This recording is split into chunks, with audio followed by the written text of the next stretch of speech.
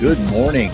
No T Frank right now. He's having some issues. Welcome back to Blue White Illustrated's recruiting show. He is Ryan Snyder. I am Sean Fitz. I've not hosted a show in a while and actually just realized that I was doing so about 10 seconds ago. So that's why you got the awkward intro, but we're happy to be here. Ryan, how we doing on this lovely, cool Thursday? I'm just happy to have Sean back on the show. I think it's been a little while now, but we're doing good, man. It feels like fall out here. It's a little chilly in the basement. Some football weather, man. I'm excited for it. We're in a good spot here. Don't know what the weather's gonna be like next weekend, but I know next week looks nice, so might have a great weekend up there for that Nevada game. Hope so. Hope so. And we're going to have recruits on hand for Nevada. We're still working on that list. What do you think? Solid list. I think the game time makes sense. I think being August 30th really helps with a lot of people's schedules because some guys don't start. I know up in New England, they don't start until the second week in September. So we always see a bit of an expansive list. I mean, you look at Nevada and it's not going to draw anything, especially when you got one state over, maybe the game of the year in college football. That's going to take some of the top off of that. But you've got an opportunity for some guys that maybe can't make that trip to do so. So I think, what do we think? A solid list? I mean, of the first three, that's got to be the one that jumps out, right?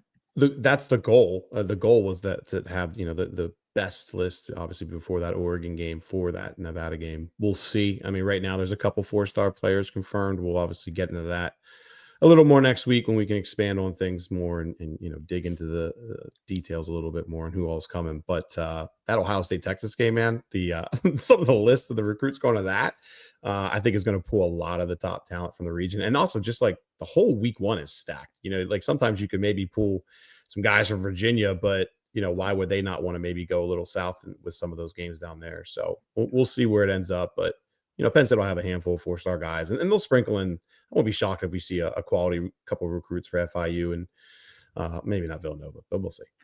We'll see, but we'll be watching the Ohio State Texas game. I know that. Today's topics, and like I said, I'm rusty on hosting, so I'm rusty on everything. So just give me some grace here. But we're looking at some guys that are Penn State's class currently in the class of 2026, especially. The season is starting. The high school season is starting. These guys have been in camp for a while. Should get underway this weekend. I know you got some games to look at coming up, but you've got some interesting perspective here on seniors. We haven't seen as much movement in the recruiting rankings as we're used to seeing. You and I have talked about this before. I think that's a little bit by design, that the information here has not gotten out. I think there's an end game to that, right? The higher these guys are ranked, the more they're going to cost, the more other schools are just going to come in and splash the pot. I mean, you look at a guy like Peyton Falzone. Would he have been on Auburn's radar had he been just a 3-star guy from Pennsylvania? I don't know. So it's a really interesting, not that was an NIL casualty or anything, but it's a really interesting dynamic of this group. And we've been saying on BlueWhiteIllustrated.com all along that you're looking at the end of the cycle as the end game. You're looking at that as the ultimate goal. And I think there are some guys in this class who can really help themselves as seniors, who probably, if this is a cycle or two ago, maybe have already seen bumps. But we're looking at senior film, and I think we're looking at it even more closely after a guy like Chaz Coleman blew up last year. Yeah, information across the board, even just from Under Armour camps, UC reports, all of those opportunities or all of those camps is been, I feel like, drastically slashed this year. And it just seems, there's a business behind Under Armour camps and UC reports. There's a business very much in college football now as well, right? With camps at all these different schools and stuff. And it feels like, to me, not just from a Penn State perspective, but just across the board, that all that data that's been collected is just, people are trying to keep it as quiet as possible. And that impacts rankings quite a bit, in my opinion. Not saying that's why some of Penn State's guys are ranked low or whatever it may be. There's a decent amount of information on these guys, but this feels like a trend that certainly will probably continue to some degree. We'll see where things go, in the months ahead. But, as far as guys that I'm eager to watch, important players to me, I wrote a story about it the other day. We could go, I wrote in the chat or in the message board after posting this that I could probably touch on 10 different guys in this story. But the one that I think pops to me right off the bat is David Davis out of Monty Christian. And we're going to get into his teammate a little bit later on. Obviously, Gabe Jenkins committed earlier this week. But, to me, David Davis emerged on the scene as a freshman running back mainly. I mean, Right. Penn State was originally looking at him as a running back. He ends up hurting his elbow some point. I'm not sure if it was after his freshman season, between his freshman season, or between sophomore season or not. All I know is it messed up his sophomore season. He went into the year, with an elbow injury, and it kind of disrupted that year for him. Obviously, then, Gabe Jenkins emerged, all those kind of things. Okay. Long story short, last year, then, it was from an offensive perspective, a lot about Gabe Jenkins and Deshaun Burnett. And David Davis did a good job on defense. That's how he emerged as a safety recruit for Penn State. We know he's always been a great athlete, all those things. Now Deshaun Burnett's out of there. And here's the other thing. Gabe Jenkins looks like he's going to primarily play quarterback this year, which means David Davis is going to get the opportunity, I think, to get the ball in his hands a lot more than what he did last year. Gabe Jenkins ran for 1,200 yards last year. Deshaun Burnett was a threat as a receiver. He rushed. He played tight end. I mean, those guys got a lot of the ball. So now, how does David Davis respond offensively and defensively? And I think you can learn a lot about even him as a safety, through how he plays as a wide receiver, running back, whatever it may be this year. You can learn a lot of things, through that. So to me, I'm looking at David Davis, offense, defense. How does he emerge as a top prospect? Because he's always been, like I said, a very good athlete. We knew, he's always been a 4-star guy. I believe we still have him as a 4-star guy, but other ratings have, dropped him down to a 3-star now. I think this is his opportunity to really kind of put up some flashy numbers, take advantage of some of the teams in the region, put up some big numbers, and have himself a phenomenal senior season. So to me, David Davis all the way. Yeah, Amani's going to do that. I mean, they're going to steamroll their competition in season usually, and that's what we've seen, especially when you've got guys like Burnett and Jenkins and Davis. Davis almost has to reemerge. He went away last, I guess it was 2 seasons ago now. He had the broken, was it collarbone or was it? I thought it was elbow injury. I'm pretty sure it was an elbow injury. Okay, yeah. So he got hurt. And kind of went away, right? Like we were looking at him as a potential just like breakout. And I liked a lot of his stuff. But at the same time, when you don't play most of the season, we'll get to that in Kevin Brown in a second. When you don't play most of the season, it's out of sight, out of mind. And then all of a sudden, we were kind of wondering where he was in regards to the line when he committed to Penn State, especially with the position ambiguity, with the way that, Jenkins kind of took over, and was he a running back? Was he a cornerback? He's listed a cornerback. I don't think he's going to play cornerback. And is he a safety? And actually, Jenkins is the same thing. So yeah, I think he's always had those traits. He's always had that athleticism. Came to Penn State, ran a 4.4 before his sophomore season. That's pretty awesome at any age. But it's not one of those guys that really kind of disappears because everyone catches up athletically. I think it's just more a matter of visibility, usage, and all that kind of stuff. So yeah, I'd agree with you there. I think he's probably one of the guys that we labels traits guys, as he's got that speed, he's got some decent size back there. But I just think he's kind of gone away, and people have really forgotten about him over the last year, I'd say. Production, right? It's the same thing with Troy Hune, right? Production. One thing I will say about David Davis is he's been really good on special teams, and that's exciting because that's where you see that athleticism. That's where you see that difference-making kind of skill. He's taken back, I don't have the exact number. I want to say 7, 8, 9, kick and punt returns over the last couple of years. And that's where he's really popped the most, I think, over the last 2 years, especially, as far as scoring. Well, it's tough. It's tough with Amani because they beat everybody in their league pretty well and pretty substantially. And then you're just like, you can see on the tape, they're that much more athletic. They're that much better than the teams they're going against. But the silver lining there is that they're not getting here and running 4.8s. Like they're not like just better than bad competition. They are dynamic, athletic guys. Deshaun Burnett came in and ran a 4.53. We didn't see that coming. I mean, that makes no sense. I mean, Penn State's freshman defensive line room is turning into freaks already, and it's crazy. And Deshaun Burnett's right in that group. So it's fascinating to see how these guys will go. So you've got David Davis running a 4.4. You've got Gabe Jenkins, who's got a lot to like. We don't really have updated numbers on him.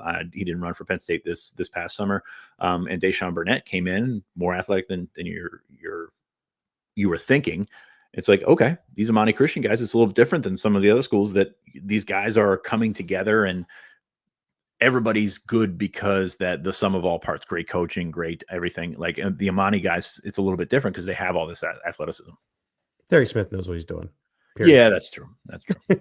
Yeah, we did. I Who mean, else we you could have got, saved Sean? ourselves the last 5 minutes. Just said, yeah, Yeah, Terry, just trust in just Terry trust Smith. Terry Smith. So. Makes sense. Anybody on your radar? I mean, I got 1,000 guys, but we can go all day on it. Just want to throw it to Well, you. I mean, so I've been gone all summer and haven't really talked with you about this stuff. And Kevin Brown's the one that jumps out to me because everybody's really upset that Kevin Brown's not a 5-star, and I think it's fine right now. Like, I think it does not matter right now where he's at in August.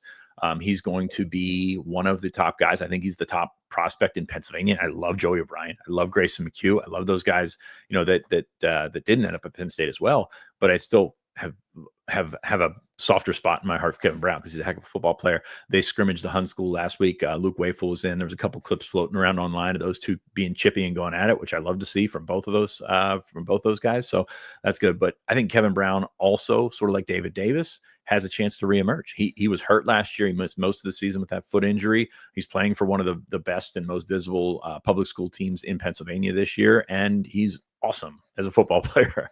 I mean, we saw what he did at camp, and it's really funny because you look at how people react to all these summer changes in the rankings and things like that, and you're like the shorts and the t-shirt stuff, and then he goes out and performs really well at a shorts and t-shirts camp. It's like, why didn't he move? Like, why didn't he rocket up the rankings? So it's just kind of a yin and yang with Kevin Brown here. And I just think that, I still think he's going to end up as a 5-star. Like, I think that, a little bit limited in the length category and like the metrics that would make somebody a bona fide 5-star. But you've seen this guy move. You've seen the athleticism. You've seen the tape. He will continue to put more tape out as a senior, and I think it's really going to help him out from a rankings prospect. We still have him higher than anybody. But at the same time, I still think everybody's got him too low. I think a big part of it too is that, him going to the Rivals 5-Star Challenge gave our scouts a real up close look at him, and they wholeheartedly have kind of made it clear that he's an interior guy. I mean, they've even talked about center with him long term. And it's important for fans to remember that when these rankings are being done, the goal, the aim is to try and scout their NFL potential. That's what you're trying to get out here. And look, the reality is there are 8 offensive tackles right now that are ranked ahead of Kevin Brown, who is the 3rd ranked interior guy. Why is that? Well, offensive tackle is a more premium position.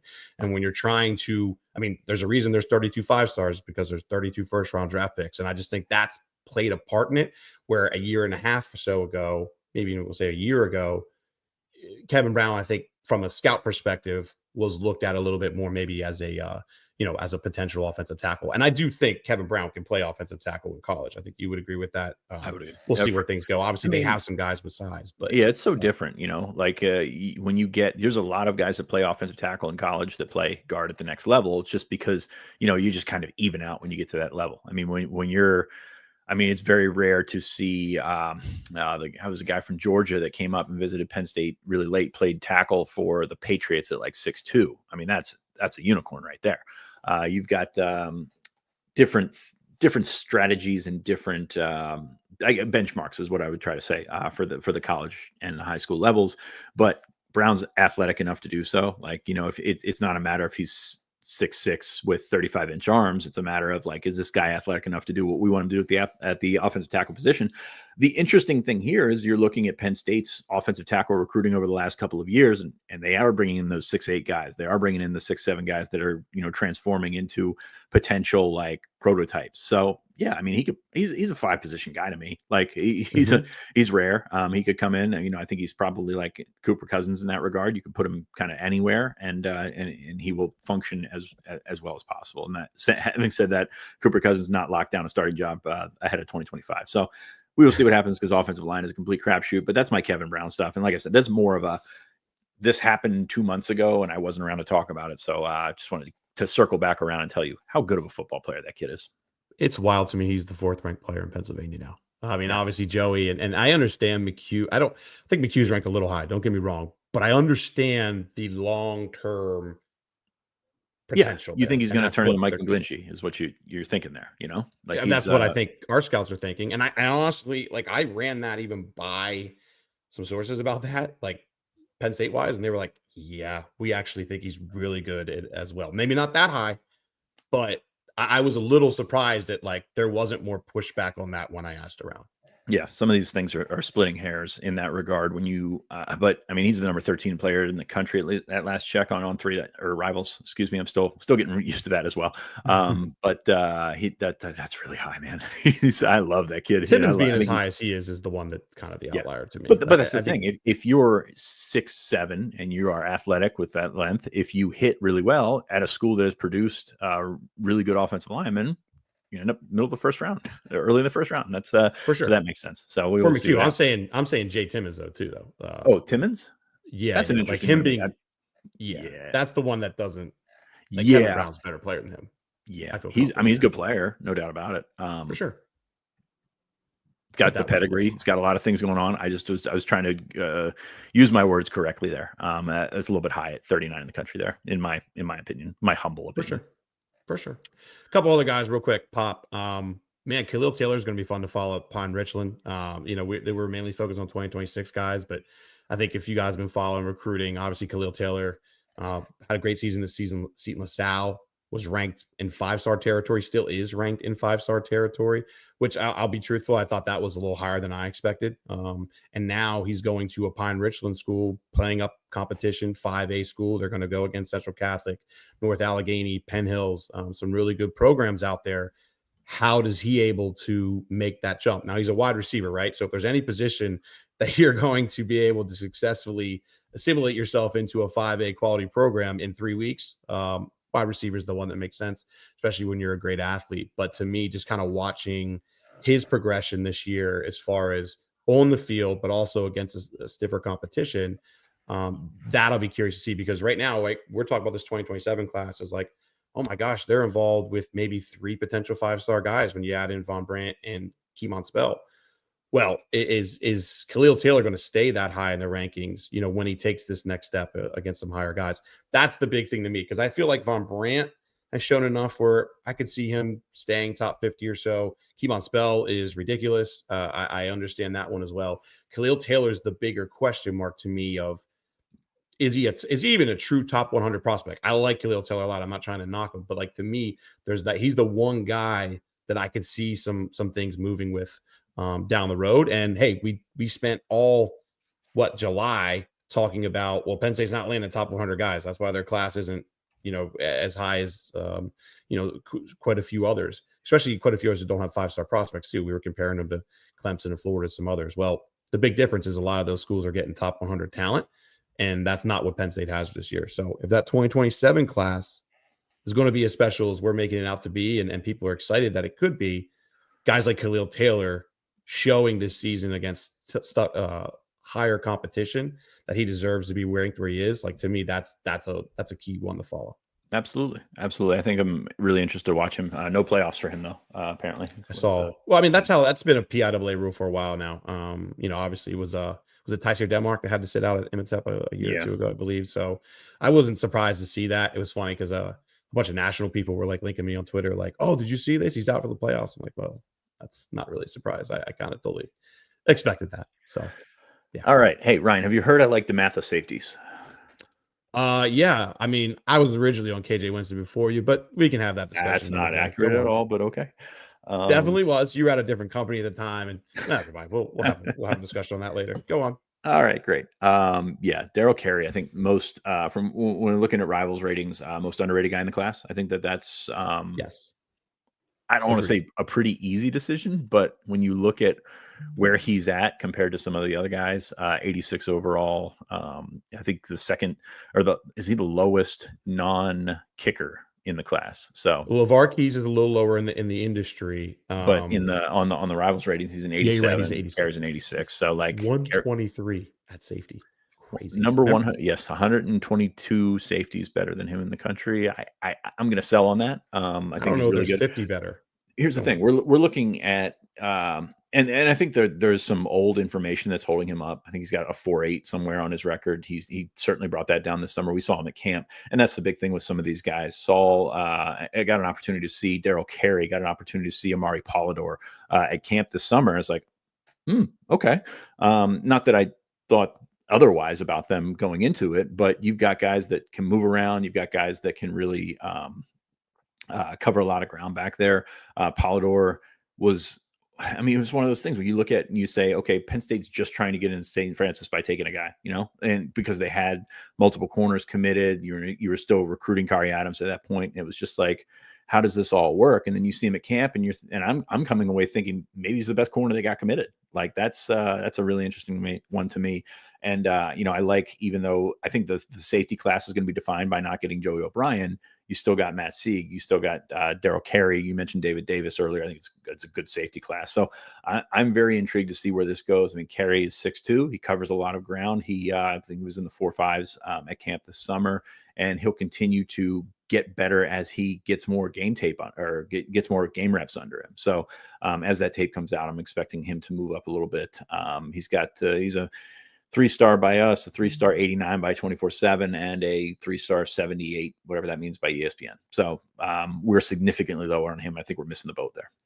No doubt. I mean, he's put up some really good numbers too that, we're not going to blast all over YouTube, but by the way, I enjoyed you calling me out in your notebook the other day as the reason that he wasn't rated higher, which was very funny. I just need to make sure you're reading.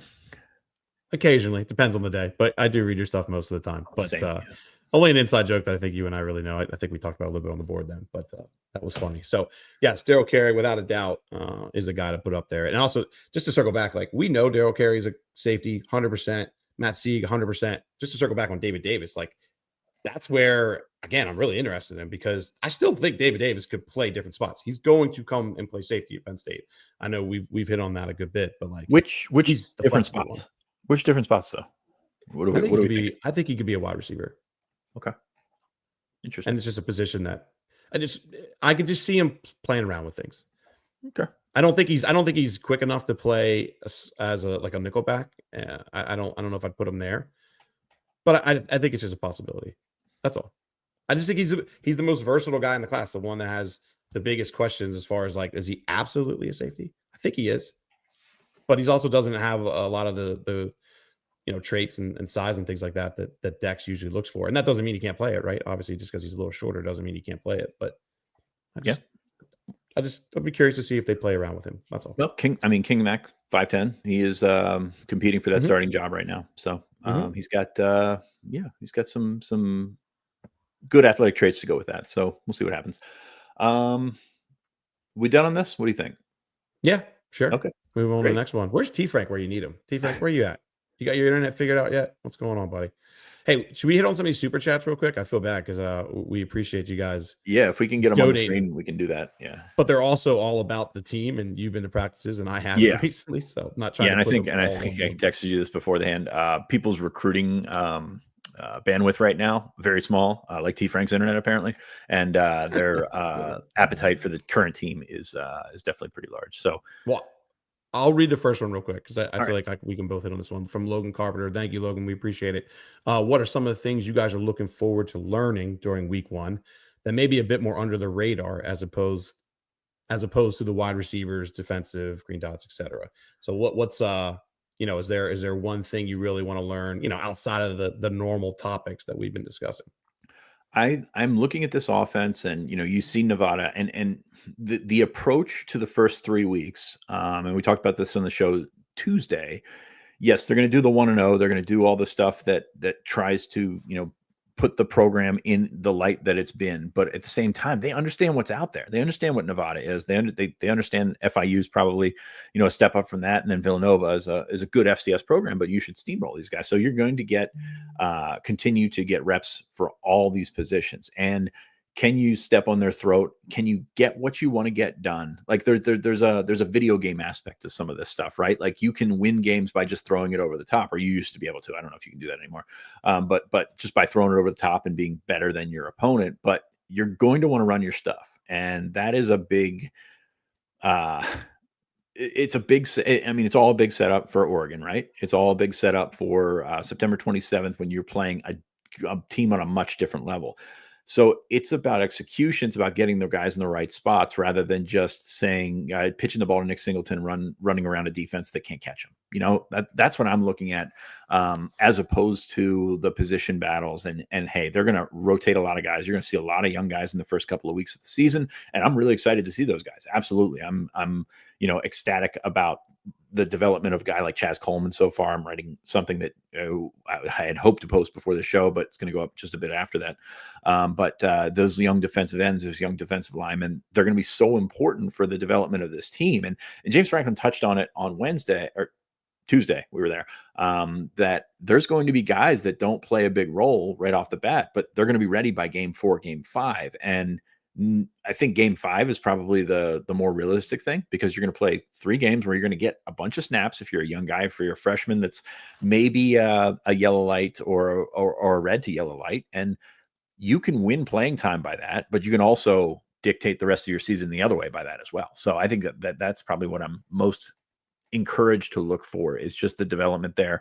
You've got to keep guys healthy. You've got to keep that offensive line fresh, but at the same time sharp. So how do you balance that? How do you do all that? And it's not a as you mentioned here, the receivers, the defensive green dot, those are more factual based points. It's more about the opinion on how to make the appropriate balance. How do you do that with Grunk and Smolik? How do you do that with all the running backs competing for the third running back job? But also, how do you put yourself in a position with Nick Singleton and Katron Allen where you get these guys' numbers and then get them out as fast as possible? Drew Aller's in that category as well. You need game reps, albeit against an opponent that you should handle pretty well. But it is a D1 opponent. It is an opponent that doesn't. You don't know what they're going to do. You don't know what coverage they're going to run. You don't know all that. There's so many things that you don't know as compared to the guys that you're practicing against every day. So that's what I'm looking at going into week 1. It's tough to say under the radar, because you're looking at this camp right now, Ryan, and we had a thing on the board the other day where someone was like, this seems like a fairly boring camp. And we're like, yeah, kind of. And what that's James great. wants.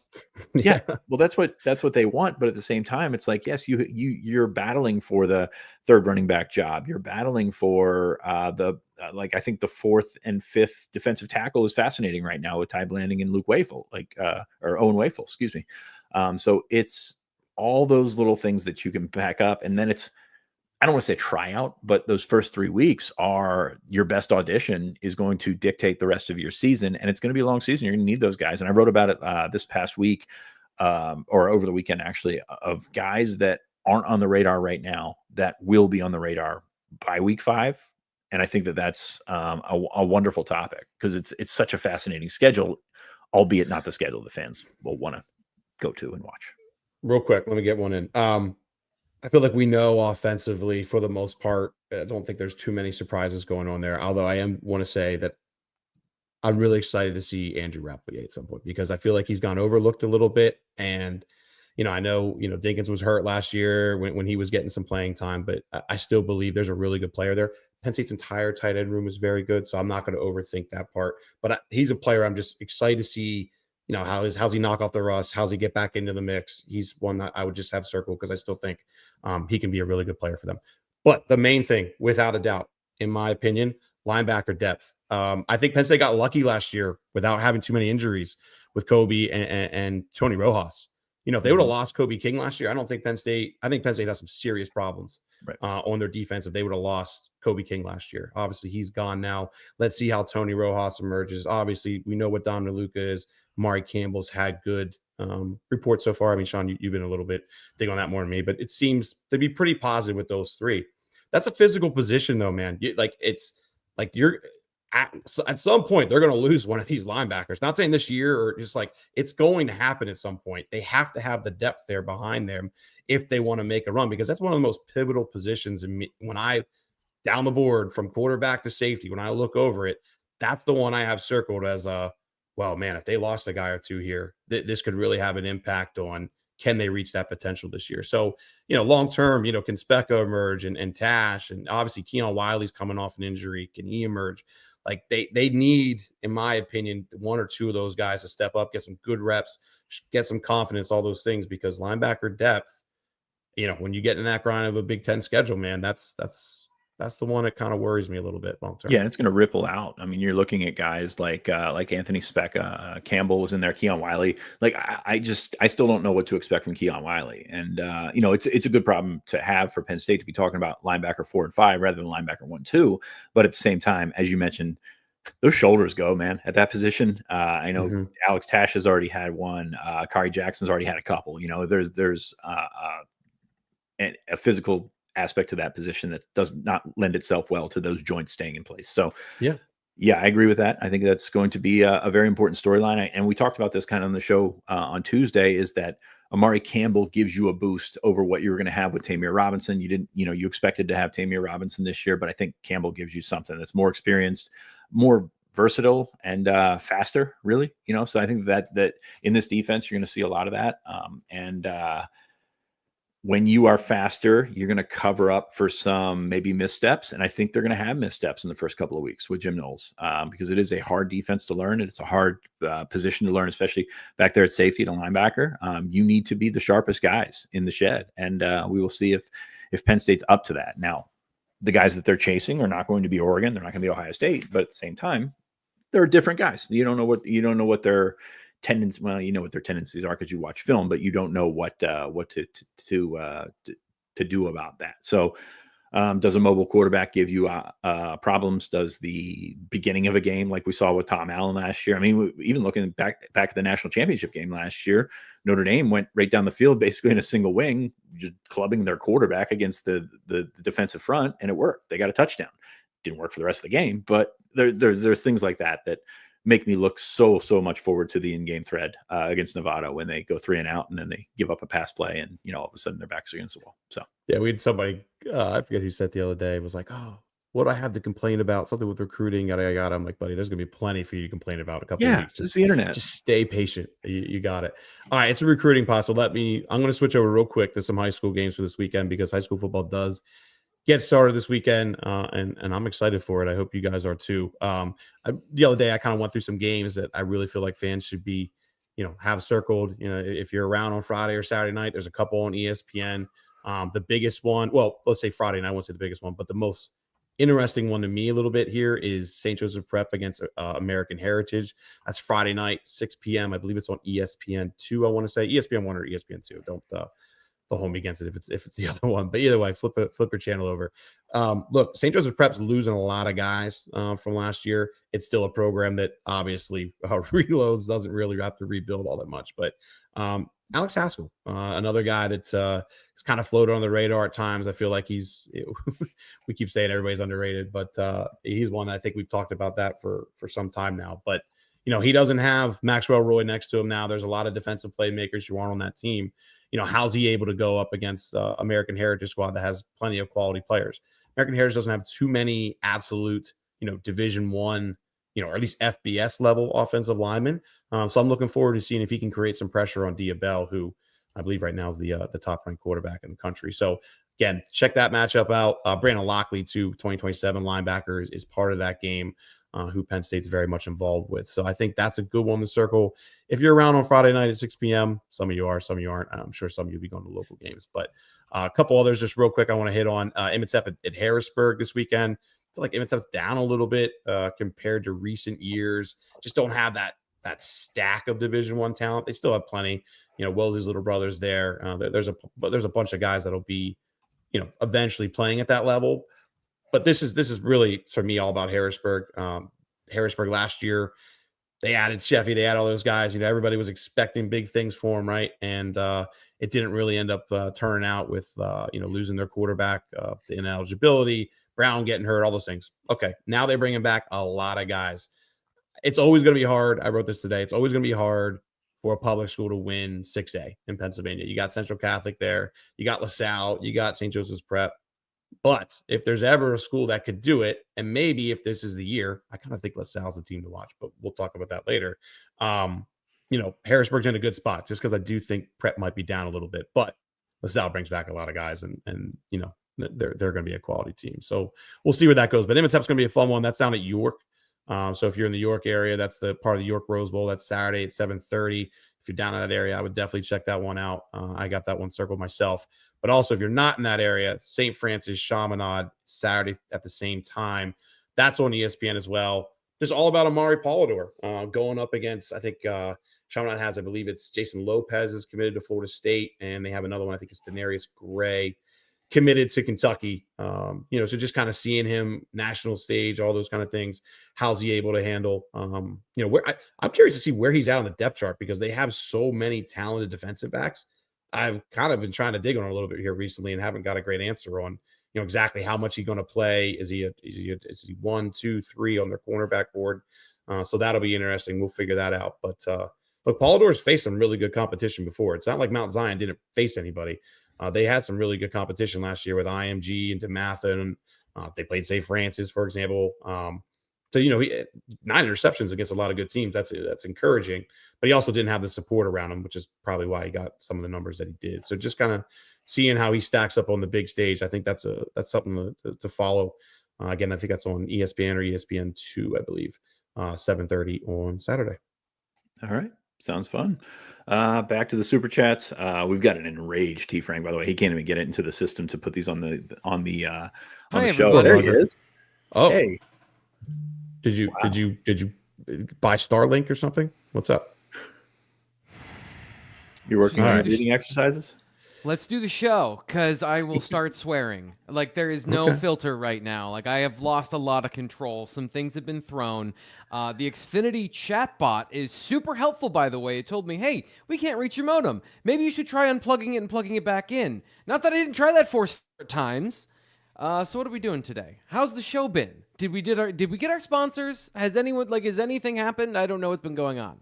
We've not done a sponsor read. We don't have promo reads. I don't know what to read. That was the thing. I was trying to send them to you, but I had zero internet access anywhere on anything. Am I even still here? Because now my screen is loading. Hey, you sound pretty good right now. Yeah, you do. Shiny too. Yeah. Okay. You guys keep talking. I'm going to make sure that I get those up here in 1 second. So, who are we talking about in the chat? We're getting the Chris in PA's got a super chat asking about Ethan Grunkmeyer and his mobility. It's a good question. It's got, what kind of mobility does Ethan Grunkmeyer have? Is it better than Clifford, less than McSorley, or is he less mobile than Clifford? Definitely less than McSorley. We'll say that. You've got a different kind of quarterback. Ethan Grunkmeyer's strength is in his arm. It's in his. He's got probably the second strongest arm on the team. After Aller. And he's going to use that to his ability. I think you kind of find yourself between Drew and Bo. We're going to keep going back to Bo because he's the extent of the mobile quarterback that we're kind of is more recent than Trace. So I would put him in the Clifford wheelhouse. I think Clifford always more mobile than given credit for, especially early in his career when he liked to run a lot. I would say Grunkmeyer probably at that level. Maybe not. I don't know. He's athletic enough to make it move, but he's not a statue back there. I think the biggest thing with him is to learn what he needs to do, when he needs to run it, when he doesn't need to run it. This is not a guy that's coming in to run a zone read option offense that's going to move the ball with the quarterback, but he needs to be enough of a threat to run. I think Smolik maybe had an edge on him there, especially before the knee injury. So, I think he's mobile enough, but I don't think you're looking at a guy that's going to change the offense fundamentally with his legs, is what I would go with that. So today's total, I want to say the F word so bad. Today's show is brought to you by Andy Ludicky and My Perfect Franchise. This show, which is a recruiting show, one of Andy's favorite things is college football recruiting. One of his most favorite things, though, is making money. And I'm not saying that because, I know Andy or because Andy's materialistic or anything. He's just a person like you and me who really wants to make money because guess what? You control your own life. You make money. That's the American dream, is to control your future. So if you want to be like Andy and you want to control your own future, consider starting a business. He can help you buy a business in the local community. He has that expertise and that process down now. But the main thing that he does is he helps people find franchises to manage with inside companies that already exist so you can buy into the structure and run that local business wherever you might be living. So give him a call, 404-973-9901. He'll work you through the details. Get on his list because he'll tell you about all the things you need to know about franchise ownership, and then, of course, take you through the business that you're about to buy and see if that's a good fit for you or not. So Andy at myperfectfranchise.net. Appreciate Andy for being a supporter of the show. Also, one of our new sponsors here on the show is Lusk and Associates Realty.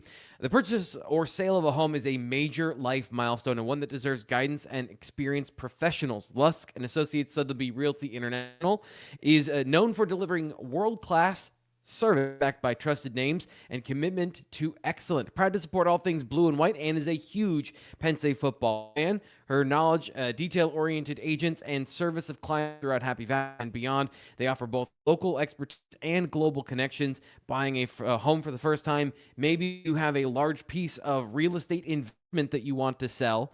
Luxury real estate, relocating, it doesn't matter. If you're trying to buy or sell a home, you need to contact Ann and her associates.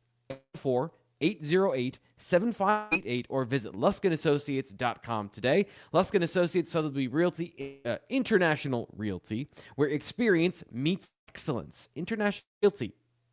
0 for 2 on that one today, guys. So what do we talk about when I'm gone? Where are we in the rundown? Gabe Jenkins. Penn State did get a commit this week. We haven't really talked about him. I guess you guys talked about him the other day. Well, I wanted to get your view on that today. So, Jenkins, you are our Imani Christian guy. So, you've been talking to his head coach. You know this program pretty well. What about Gabe Jenkins as a commit for the Nittany Lions? Not a surprise. I felt like I've written this multiple times now that, when it comes to 2027 rankings, where we have him at, all those kind of things, like Penn State has always looked at him a good bit higher, where I think right now we'll be having at 13 in PA. I think the staff would firmly say he's, top, I don't know, eight or so. We'll go with that. But another versatile player, linebacker was talked about at some point. It sounds like more of safety now. Very curious to see how he does offensively this year. We saw him playing quarterback at 7-on-7. Just another versatile guy. There's a lot of David Davis similarities here when it comes to just kind of what makes him tick. Game changer kind of player, oftentimes makes multiple plays a game, that really kind of impacted obviously when they are close games. And that's kind of what I think Penn State sees here. The question about Gabe has always been speed. That's been that way since he was a freshman. I don't have any updated numbers on him. I don't believe he's really ran a ton. So how fast is he? I think that's kind of why linebacker was discussed at one point over safety. But I also believe that he's shown enough 7-on-7 circuit and in other areas that, Penn State kind of looks at him a little bit more, at least as a safety for the time being. But certainly a versatile prospect, game changer, really nice highlight here, taking it all the way back, good vision and all that stuff. He's always had good ball skills. To me, it's just how fast is he? And, also how much does he grow too? Because they're still, talking to their coach the other day, I mean, he does believe that Gabe can still add an inch and add some good size. So, how much does he grow and how much does that impact him long-term as far as his projection? That's what we're about to figure out, of course, because he still does have 2 years of high school remaining, being the youngest of the three Imani guys. So excited to watch him and David Davis, man. Kind of hit on the top of the show, but big year for those guys. They could put up some really good numbers if everything clicks. You mentioned a couple of different athletic projections to Penn State. I guess we've talked about the positives of that. Is athleticism, the underlying abilities, good enough that there's not a concern of being caught in between two positions here, Ryan? I guess that's the other thing is we haven't seen that happen so far with these Imani Christian guys, but that is kind of a conversation of the benefits of versatility, and also there's the downside. So I guess do you personally think about that when talking about some of these guys? Not this early in the cycle, right? I mean, you're trying to just stack talent. Would you agree with that, Sean? Like right now, you're just trying to stack talent and see where things go. He's got 2 years of high school remaining. So I don't think that's a concern or something that Penn State wonders about. They know what he is. They know he's a game changer. They know he has the size and, has the pedigree, I guess you would say. Figure that out later. They're still trying to figure it out with David Davis. And there's multiple examples in recent classes where they kind of don't figure it out until their senior season. So I don't think that's really an issue right now. I just think that, they've long considered him one of the top prospects in Pennsylvania. And look, they're always going to, I'm not going to say with some degree favorite Pennsylvania guys, but, whenever there's talented players in PA, obviously we all know James doesn't want to let them get away. And to me, whether you're, X, Y, Z, whatever the position may be, figure that out later, especially when you have 18 months or so to go until he can sign. So let's get into, I guess, the last thing I have here for us today, which is Fitz's favorite thing, the way too early look at 2028 and the initial rankings that come out. Ryan, I know you wrote about this earlier this week. This was the top 100, right? This wasn't the first full on 300. So this is just, I guess I want to gauge the thing I want to get from you guys. Does this look like a good cycle for the region so far to start out for Penn State?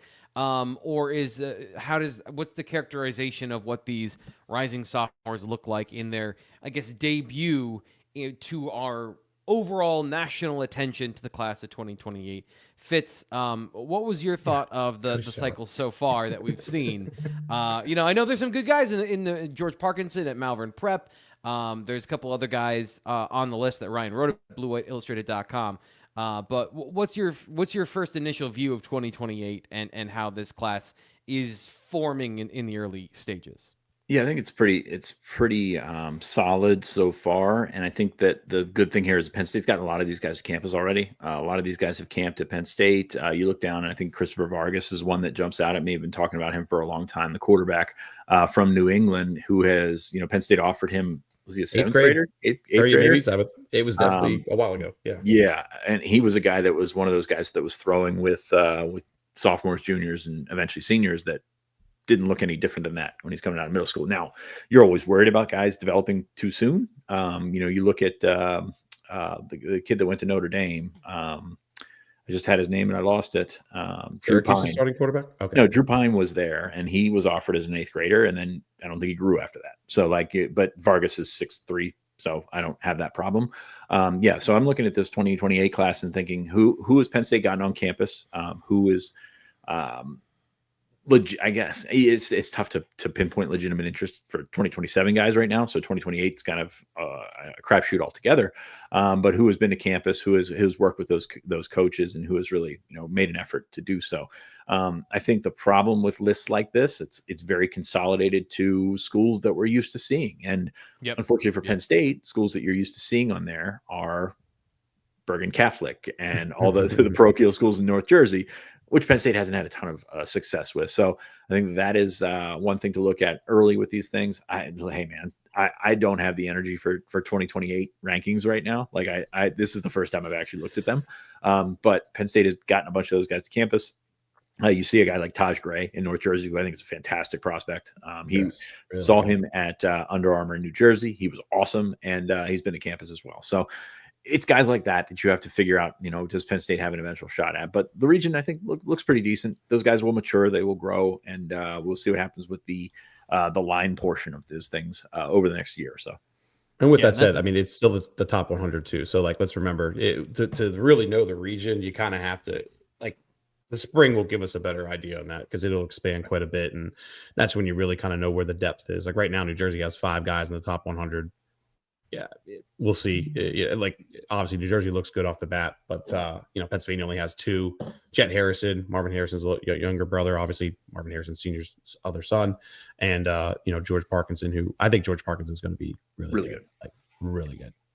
So he's going to be a guy we're talking about a ton. But there's only I said we can talk about it a little bit if you want. One other guy, I do want to mention George Selvey. He's interesting. He's down in Florida now, but he does have PA ties. He played at what was the school? I'm sorry. Green School out west. Drawing a blank. Anyway, he's from out west, originally from Pittsburgh. So down with his dad now in Florida, but he has a lot of ties to the Pittsburgh area. Came out to camp. Came to Lash Bash and camp for them there at the end of June as well. Mm-hmm. Tyser Young too, really good looking linebacker prospect. So Delaware. Delaware. It's interesting, man. They're on a little bit of a roll right now.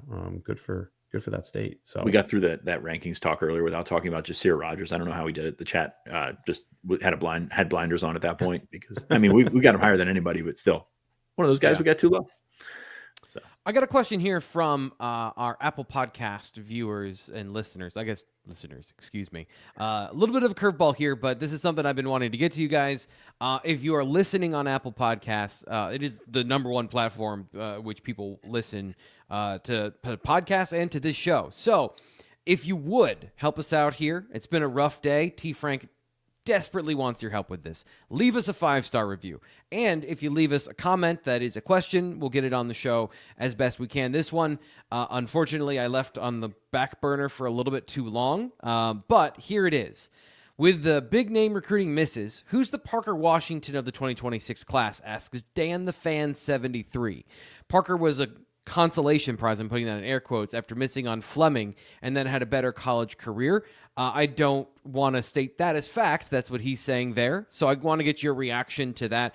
I'll vamp a little bit longer so maybe you can think about that. But I guess with the 2026 misses, silver lining player or maybe a guy that Penn State found throughout the recruiting process that you think can have a good career and maybe will make fans eventually forget about the bruises that came out of June this summer. So who's the Parker Washington? Sean, you kind of said it earlier about Joey O'Brien and Daryl Kerry, right? Yeah. I mean, I do think that's a fair. I think Daryl Kerry is going to be really good. I still think Joey O'Brien's going to be really good too. So it's just like one of those things there. Your safety class is fine, even though you didn't get your top guy. Now the difference between fine and getting all your top guys might be a national championship. So that's kind of tough to stomach. I look at Davion Brown as a guy we just don't talk about. And Ryan and I were talking about this last week. He's the number 3 player in the industry rankings in Penn State's class. We have him a little bit lower. He's a high 3 stars, 89, where you're looking at what Penn State is trying to do with Kobe Howard, with Matthew Otten, those guys that can play a little bit of different game at wide receiver rather than, the typical outside guys go down the field, catch the ball. And I think Brown, again, he's one of those guys. I don't want to say I didn't think much of him going into camp, but I didn't know what to think about him going into camp. And then when I saw him at camp, it was like, oh, this guy can go. Like, he can really go. He was a 4.4 guy at camp. For being a thick guy that's over 200 pounds, that's moving. So Davion Brown, we're going to talk so much about the receivers. And of course, I think, losing Jerquaden Guilford is going to hurt. I think he's going to be a really good player. But at the same time, the group that they got, I would not label them as fallback guys. Jasir Rogers, I think, is a stud. LeVar Keys, I think, is really good. And Davion Brown's really good. So for all the hand-wringing about wide receiver, it's always going to go back to the guys you didn't get. But the guys that they got, I think, are pretty good. Davion Brown was a very, very important get for them, especially when they got him and all those things. That's one last thing. Let me throw a couple out there. Missing on Kari Adams, missing on Dorian Brown. Important. I'm not going to overlook that, but just from the more we've seen from Amari Polidor, and look, Julian Peterson's limited with tape. He did miss some time last year, but measurables wise, there's a lot to like. And I thought he looked really fluid at Penn State's camp this year. So you guys are getting to all of my guys I wanted to watch this year. Thanks. Yeah, this is nice. Sorry. Well, if your internet would have been fine, we would have hit on this already. So it's your fault. Sure. But I just top of my head, Terry Wiggins, by the way. No, I'm sorry. That was the 4th name on his thing. Actually, I did kind of want to talk about Terry Wiggins, but they also, you look at what Penn State did at linebacker, and like nobody really jumps out as like they didn't miss. It's not right. Yeah. He they was had one the of number 1 linebacker in the country, but like, what are you expecting from that? Yeah, right. Yeah. Sure. I didn't see a lot of misses there, and then I just like. Tyson Harley looks really good. I know missing on Carter Meadows hurts, but like that's not a bad consolation. Like there were 4 or 5 guys there, right? Wafel obviously too, but like again, I would still have Meadows and Wafel in that top. Don't get me wrong, but getting, Ford, I always felt pretty good about, and like Tyson Harley is the one who kind of pops a little bit more athletically in those things. It's not that bad, but the one last one, just like Isaac Chukura, dude, really good camp, really good camp. Won MVP honors at Elite 11. A guy we were not talking about at all 4 months ago. Again, missing on Damian Simeon, going to Ohio State and not going to, downplay that as if it didn't hurt. It does.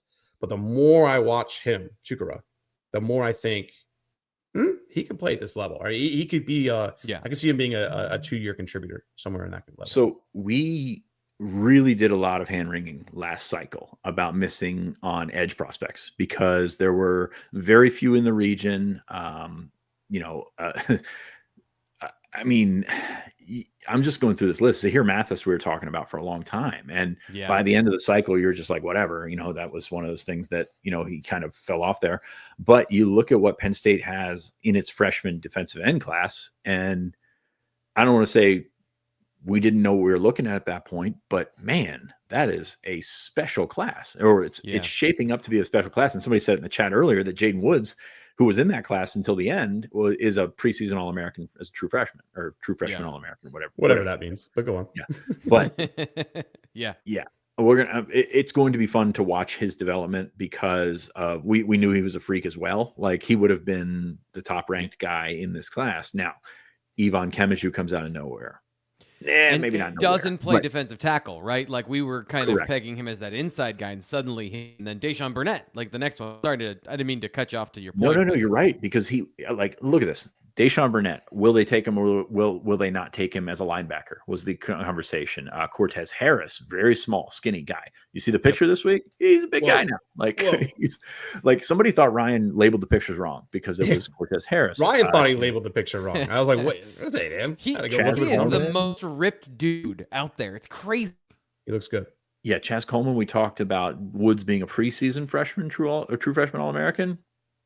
Coleman might be the postseason guy there. He's really, really good. And then, you got Burnett as well. So, like, they're okay there. So when you miss, you're going to miss, and that's going to happen in college football recruiting. We've seen it a ton, but you got to have those guys to fall back on. And that's an interesting thing when you look at the makeup of the 2026 class. And we talk about them having 20 commits going into official visit season where they already had a base built. So when you miss on Kari Adams and you get Amari Polidor might be better than we thought he was. And I still like Adams a lot, still like O'Brien a lot, like all these guys that went elsewhere. The evaluation doesn't change because they went elsewhere. But at the same time, if you can stockpile some guys that make it hurt a little bit less, Penn State's been pretty fantastic at that. You go across the starting lineup, there's a lot of those guys that weren't 1A, if you will. Yeah. Well, that was kind of the idea of the list I put together of there were 4 guys that I felt like had 4-star or top of the list sort of traits and talents, but didn't have that in their recruiting profile for one reason or the other. If it's Wiggins and Peterson, who were kind of raw, unrefined guys, or Peterson's instance, he missed last year. And then, of course, as you guys already talked about, Daryl Kerry, and then Elijah Littlejohn coming in late into all of this and having very raw film. They have a layer of guys that are in this particular class. And Fitz, I think you nailed it in saying, like, they pre-baked in June into the possibilities of what happens if we miss, get guys in this class of 2026 that can fill those roles, and then our +1s at all those positions. If we get them, home run. If not, I think they still got some guys. Now, how the margins work out there of, who's the best of the group and who has the most chance of hitting. Again, we always say, I always say, bites at the apple, you want to have more than 1 or 2, and you want to have the best possible one. We'll find out, this fall if some of those guys turn into that. Excellent show. I just trust that you guys nailed it on the first half of the show, and appreciate you holding it down while all that happened. Any final thoughts here as we get out of this show and out of the week? Welcome back to the recruiting show, Sean. Good job. How about it? Just kind of threw ourselves in there. It was good. It was good. It was a good refresher because I over the last couple of months have kind of put recruiting off to the side. Like, following the team has been the priority. Well, not the priority, but has been the site priority. So it's good to get refreshed with those guys, and I'm excited to see them go. And like I said, I think we're going to see more movement at the end of the cycle in terms of rankings and things like that. That will give Penn State that cushion to finish up where they always finish up.